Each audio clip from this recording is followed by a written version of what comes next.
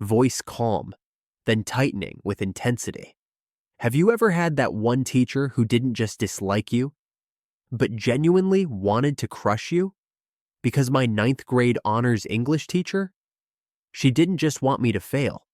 She wanted me humiliated, broken, and erased. What she didn't know was that her obsession with breaking me would end her entire career.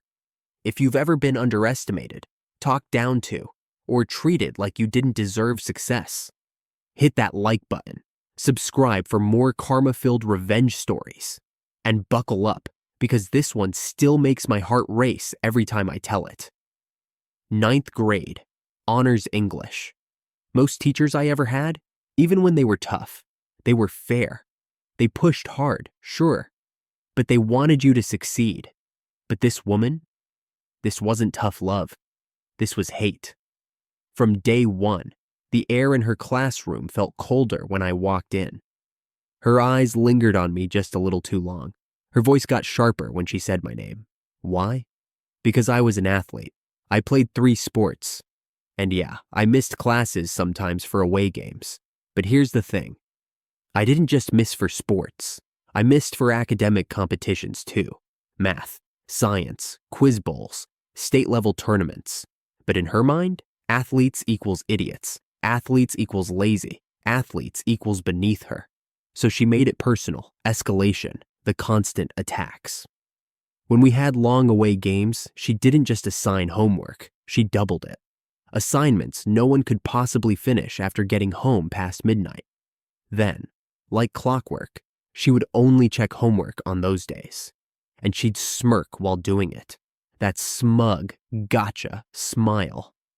Like hurting students gave her joy, but it didn't stop there. She'd grade me lower than everyone else.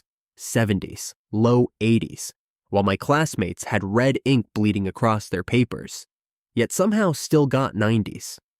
Meanwhile, mine? Mine looked untouched, so I finally asked her, "Why is my grade lower when you didn't even correct anything?" She didn't hesitate. "You're only performing at 70% of your potential." "And others?" I asked. 90%, she said casually, like she was discussing the weather. "So, my paper can be better than theirs and still be 20 points lower?" She didn't even blink. Yes. That was the moment I felt my stomach sink. This wasn't grading. This wasn't education. This was punishment. But here's the twist. Later, she recommended me for an advanced writing class early. So she knew I was good. She just refused to admit it because I wasn't supposed to succeed in her world. The breaking point, the extra credit trap. Near the end of the year, she announced a massive extra credit opportunity. A college performance of Antigone. A 2,500-word analytical paper. Tie it to class concepts. Turn in the program and ticket. It was hard, it was time-consuming, and it cost money, but it could seriously boost grades. So I planned, perfectly. But there was a problem. I was going to be gone Monday, the day it was due, for a huge academic competition. Representing the school, had to qualify top 10 just to attend. I told her a week ahead. I reminded her, over and over. She looked me in the eye and said, "Turn it in Tuesday morning." Clear as day, multiple times, so I did everything right. Friday, practice, rush home, rush downtown, watch the play. Saturday, I wrote the entire paper. Monday, went to my academic competition. Placed first in one category, second in another. Tuesday morning, 7 a.m., I go to her classroom, exhausted but proud, and she looks at me, cold, emotionless. "I'm not accepting this. It's late, and I never said you could turn it in Tuesday." My brain froze. I reminded her. I explained. I pleaded. Nothing. She listed reasons, each worse than the last. Another student managed to turn theirs in. Yeah, they lived across the street. I lived 20 minutes away. "You could have given it to your mother." My mom was a teacher, but I wasn't told to. "You could have written it Monday night." So, cheating would have been better? I even showed her the file metadata. Last edit, Saturday. She didn't care. She didn't just say no. She smiled while doing it. And that hurt worse than the grade, because it wasn't about rules, it was about control. Humiliation attempt. The you'll never get an A moment. This teacher bragged, yes, bragged, that nobody had ever gotten an A on her final exam. She thought it made her legendary. She'd laugh about it. So on the last day, she asked, "What's your biggest wish?" I raised my hand. "I wish for an A on your exam." She laughed, pointed at me in front of the class. "Yeah, and I wish for $1 million and not to have to deal with you anymore." The class fell silent, not amused, not entertained, just awkward.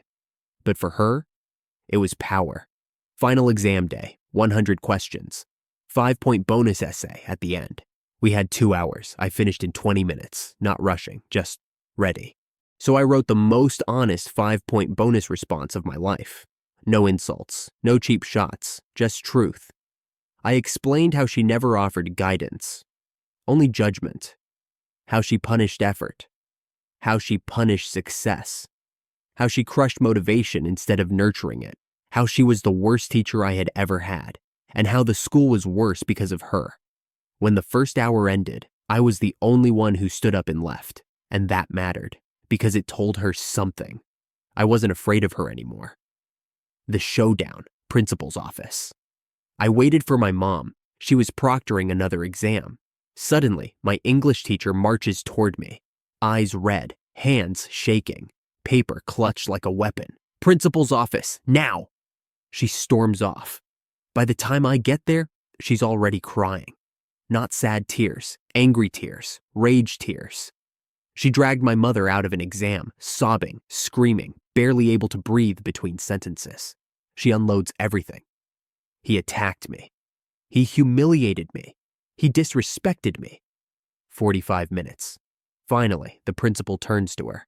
How many points was the question worth? She sniffles. 5. Bonus. He pauses.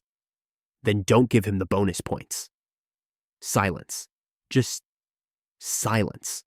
Her nuclear meltdown, her outrage, all over 5 optional points.